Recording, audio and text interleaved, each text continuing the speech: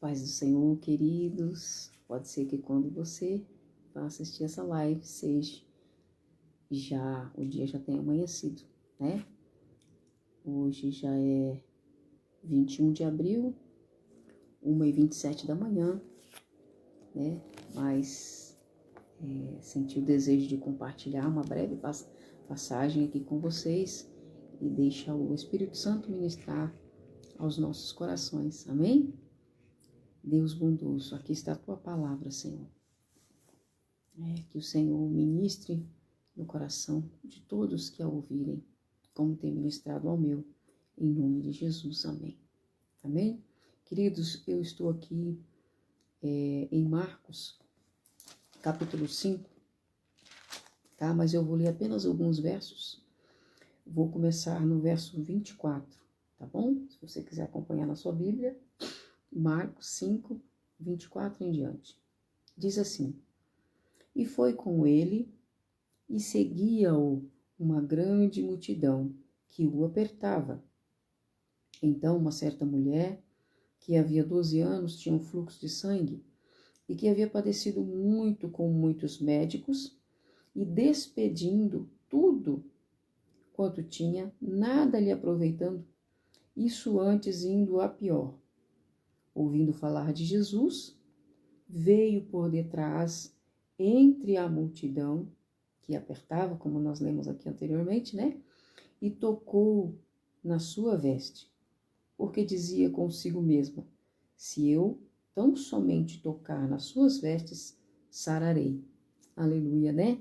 Glórias a Deus e a sua maravilhosa palavra.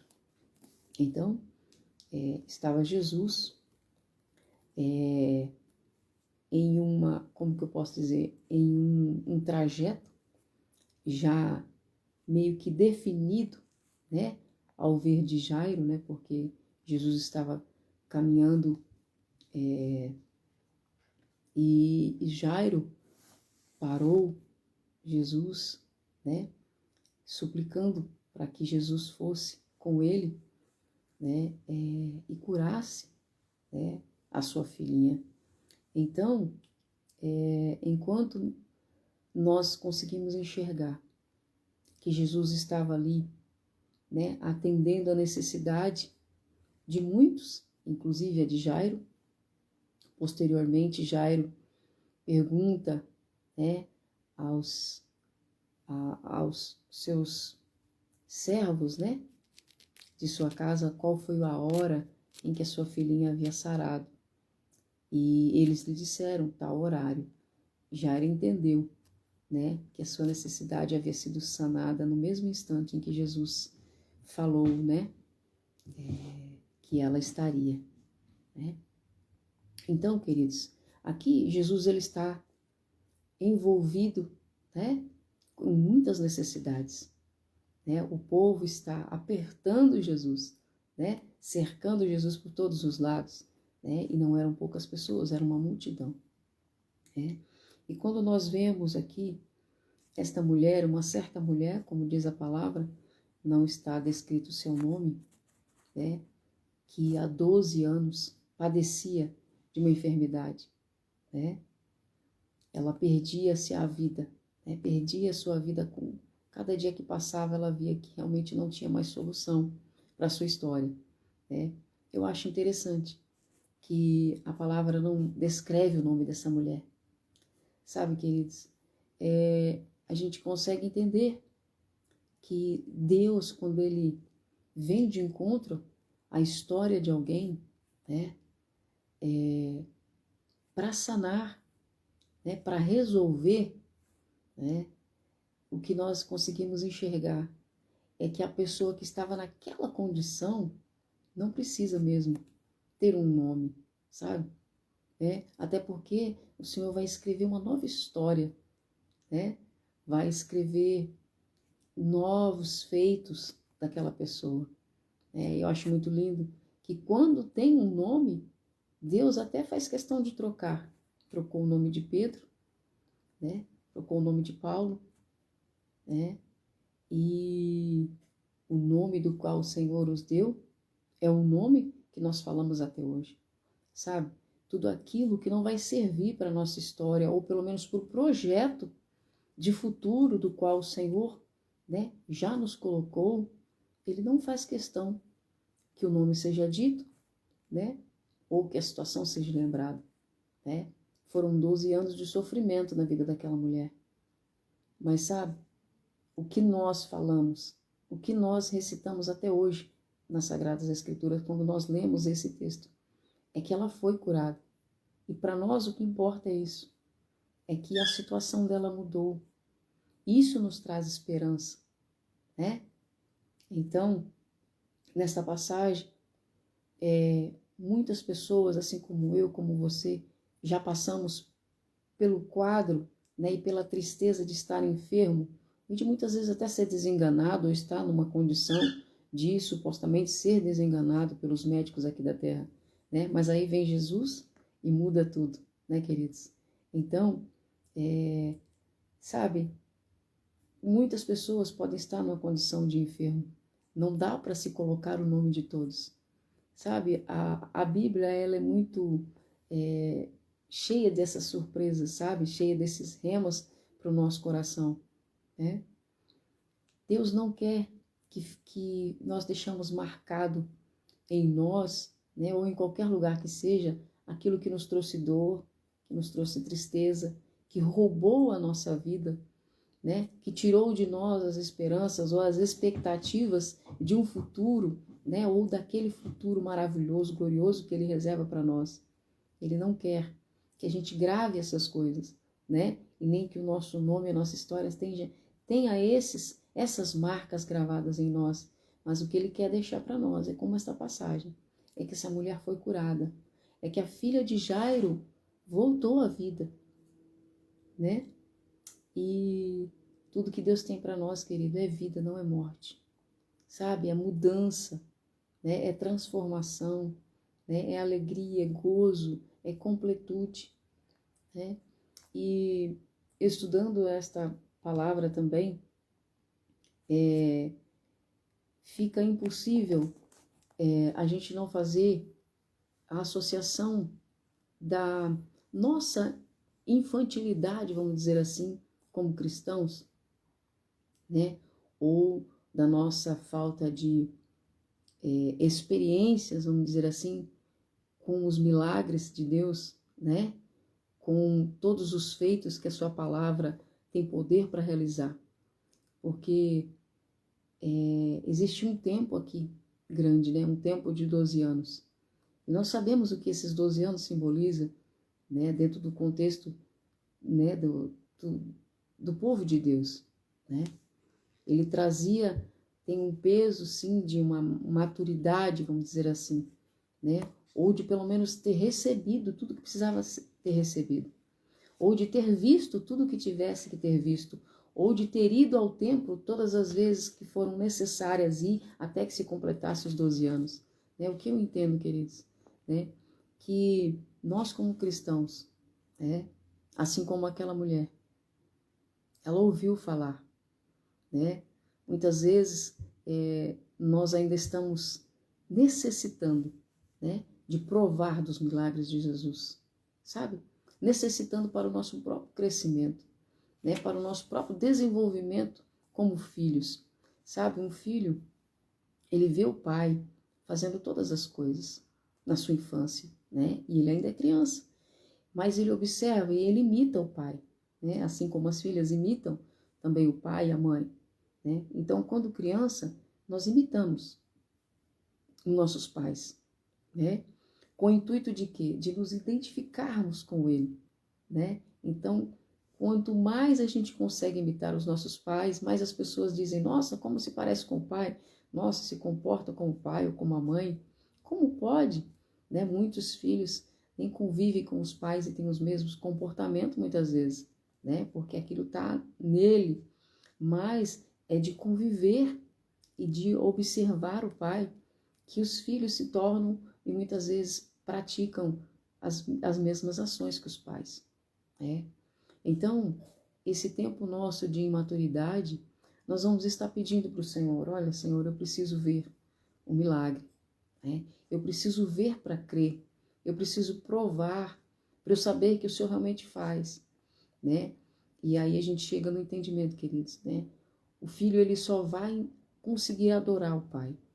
Ele só vai conseguir amar o pai depois que ele tiver experiência suficiente de quem o pai é e de tudo quanto o pai tem poder de fazer. Por isso, você não vai ver um filho imaturo adorando o pai por aquilo que ele é, né? Porque se ele ainda não viu tudo o que o pai é capaz de fazer, né? O poder que o pai tem, realizando na sua vida, né? Ele não vai conseguir chegar no nível de adorar o pai por aquilo que ele é, né? Só adora o pai por aquilo que ele é, aquilo que já provou de tudo quanto o pai tem poder de fazer, de tudo quanto o pai pode protegê-lo, de tudo quanto o pai pode provê-lo, de tudo quanto o pai pode amá-lo, de tudo quanto o pai tem poder de perdoá-lo. Depois que nós vivenciarmos tudo isso, a gente consegue olhar para o pai, e ainda que o pai decida não mais nos abençoar com nada, a gente vai ainda conseguir adorar o pai por aquilo que ele é, porque já tivemos em nós, na nossa vida, prova suficiente de que ele é provedor, de que ele é protetor, de que ele é amoroso, de que ele é perdoador, né? De que ele é, né, glorioso, né? E que ele tem poder de fazer milagres. Então, eu vejo nesses 12 anos dessa mulher, no fluxo de sangue, esse processo, sabe, de nós como igreja, provarmos do milagre para então decidir seguir Jesus por aquilo que ele é. Sabe, não é que seja uma troca, mas é que Deus, ele nos mede por aquilo que nós conseguimos absorver da sua palavra. Então ele vai dar esse tempo para cada um, né? Por isso que o tempo de cada pessoa é diferente, né? Há filhos que têm mais dificuldade de aprender com os pais, né? Há filhos que mesmo os pais ensinando e estando ali lado a lado, ele demora um pouco mais para assimilar aquilo que o pai está esperando dele, né? Esperando que ele faça, como ele se move, como ele deve se mover, como ele deve se comportar, né? E isso vai muito de cada filho. Deus conhece todos os seus filhos, mas sabe o que é lindo, queridos? O processo é natural para todos, né? Por isso que quando a gente não entende isso e pula etapas, né? Eu falo que existem situações que fazem os filhos de Deus até pularem etapa, às vezes até involuntariamente. Um exemplo, uma igreja que está num crescimento volumoso, né? Um crescimento assim fora do normal, né? Todos nós que aceitamos a Jesus, nós somos apaixonados por Jesus, né? Se falar assim, não, vamos sair e fazer vigília a noite toda, vamos. Se falar, não, agora nós vamos pregar lá na rua, assim e assim, vamos. Não é isso? Todos que sabem que o evangelho abraça e a gente tá com o coração explodindo, querendo falar de Jesus até para as paredes, né? Para as cadeiras, né? Vai aceitar esse desafio. E aí, em meio a tudo isso, né, a necessidade, muitas vezes, e o crescimento, pega a pessoa e já joga lá na frente, né, porque a pessoa tem facilidade para se comunicar, tá ali disposto para tudo, né, e muitas vezes você é obrigado, né, e aí você não teve esse tempo aqui para você olhar para o Pai, ter mais tempo para olhar para o Pai, né? Para meditar na palavra, para ter um tempo de jejum, um tempo de consagração, né?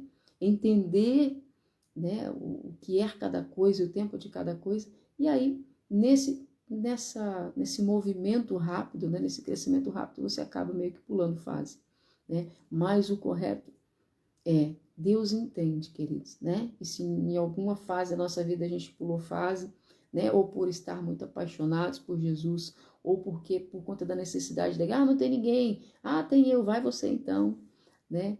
Mas Jesus, ele trabalha na vida de todos de uma forma tão linda, né? Que aonde houver a necessidade de nós voltarmos para aprender com o Pai, nós iremos voltar, iremos aprender, observando o Pai, né? Daquilo que a gente não pôde, ou não teve o tempo hábil para poder observar e aprender com o Pai, imitá-lo, né? Jesus pede para que nós imitemos ele, né? Então, e ele, o Pai, é um. Então, nós precisamos ter esse tempo para nós observarmos e então desejar imitar o Pai.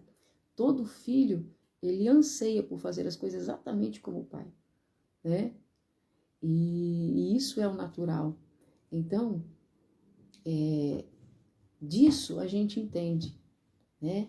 A palavra nos traz esse entendimento, que um tempo, né, onde eu ainda preciso ver o milagre, onde eu ainda preciso ser tocada, né, na cura, onde eu ainda preciso ver com os meus olhos e sentir no meu corpo e no meu coração Deus trabalhando na minha vida, né? É um tempo ainda onde eu estou crescendo, né, onde eu estou sendo amadurecido para então eu adorá-lo em espírito e em verdade com todo o meu ser e sabendo, né, tendo isso já concreto no meu coração, no meu espírito, de que depois que eu chegar nesse nível, ainda que ele não faça mais nada por mim, né, ainda que ele decida não me abençoar mais, né, só por eu estar na sua presença, só por eu saber quem ele é e tudo que ele já fez por mim é o suficiente para eu adorá-lo até que ele venha, né? Então, essa passagem, né, da mulher do fluxo de sangue, onde ela tem que esperar esses 12 anos, ensinou isso para mim, que o Senhor entende, né, que muitos ainda não o adoram, né?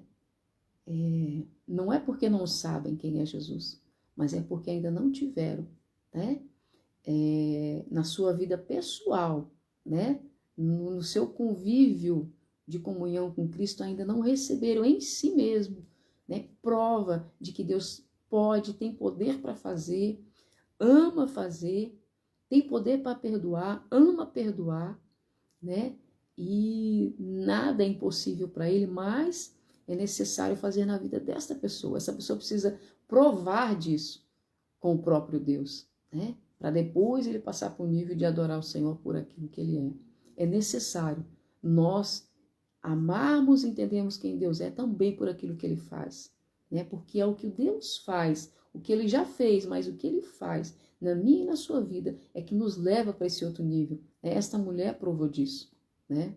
Ela ouviu falar quem era Jesus, mas no exato momento em que ela foi tocada e ela foi curada do seu fluxo de sangue, então ela pôde adorá-lo por aquilo que ele é, porque ela teve uma experiência pessoal com Jesus, né? O tempo de espera trouxe um amadurecimento para ela. Quando ela chegou até Jesus, ela não queria uma outra coisa, senão ter a sua vida transformada. E aí não foi nem só o seu fluxo desaparecer, mas foi o cuidado o qual Deus deu para a vida dela, sabe, em especial para com ela. Então ela teve um tete a tete com Jesus, né? E é isso que todos nós precisamos. É disso que todo cristão necessita, sabe? Do tete a tete com Jesus, de ser tocado por Jesus, de ter a sua vida transformada por Jesus, né? Porque é muito lindo vocês ouvirem meu testemunho e falar: meu Deus, Deus fez tudo isso por ela, né? E nunca ter tido uma experiência pessoal com Jesus. O que transforma, né, de verdade o cristão é a sua experiência pessoal com Jesus, né? E essa mulher teve uma experiência pessoal com Jesus fabulosa, né? Ela esperou 12 anos, mas aqueles segundos em que ela tocou na orla das vestes do Senhor, ela entendeu o porquê que ela esperou 12 anos, né? Então, queridos, eu entendo que a maturidade só virá, né, depois que você tiver tido experiências pessoais suficientes para sanar todas as dúvidas do seu coração com relação a quem ele é e tudo que ele pode fazer, né? E aí então a gente vai ter a compreensão maior de que ele é o grande eu sou, da minha e da sua vida, que ele pode tudo, né? Que ele tem poder para fazer tudo, né? Principalmente aquilo que nós não podemos. Então, Deus é muito lindo, queridos. Deus é muito lindo, né? Queríamos nós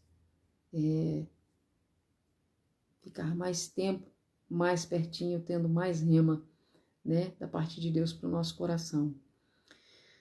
É isso, queridos, né? Então, nós só vamos adorá-lo de verdade, depois que nós já tivermos provado na nossa própria vida, no nosso próprio coração, tudo quanto ele pode fazer. E aí, então, eu saberei, né, quem ele é de verdade, né? Porque não é para os outros, né, que nós descobrimos quem é Jesus. Para os outros nós compartilhamos, né? Mas provar é para nós mesmos, né?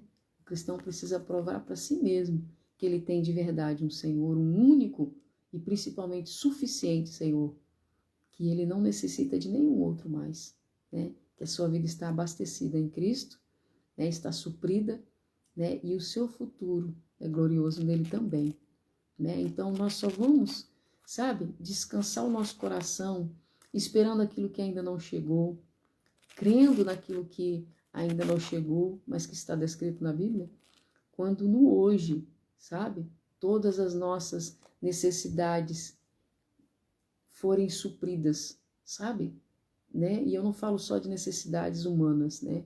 Principalmente emocionais e espirituais, né? E só quem tem poder de fazer isso é Deus. Por isso que é tão maravilhoso nós termos um tete-a-tete com Jesus, né? É tão maravilhoso nós recebermos um rema da parte do Senhor, né? Então, que venham mais experiências pessoais, né? Porque o bom seria, queridos, é que todos, né, o adorassem por aquilo que ele é, sem nenhuma sombra de dúvida, sabe? Que não duvidassem nada de tudo que ele é poderoso para fazer, porque ele é, né? Mas é necessário chegar nesse nível de entendimento, né? E para isso tem que passar dessa fase, né, de criança para a fase adulta, né? Tem que imitar e tem que ver o pai fazendo, sabe? A criança, ela entende que o pai pode o que pode porque vê o pai fazendo. Por isso que é tão importante Deus fazer não somente na minha vida, mas também na sua, né? Então é sobre isso que eu quero orar. Papai, muito obrigado por tua palavra, papai. Senhor, que todos quantos estejam necessitando, Senhor, conhecer o Senhor de fato, provar de fato do teu cuidado, do teu amor, de quem tu és, da tua justiça, do teu poderio. Pai, que o Senhor vá de encontro, Jesus, sabe? E faça, Deus, o que só o Deus de poder, que é o Senhor, único e suficiente, pode fazer por eles. Que o Senhor dê a eles uma experiência pessoal maravilhosa, extraordinária, Senhor, com curas, com milagres, extraordinária com salvação, Paizinho, com transformação genuína, pelo poder que há no nome do Senhor Jesus Cristo, é que eu oro e te agradeço e crendo, Senhor. Amém. Amém? Deus te abençoe, um bom descanso e até amanhã.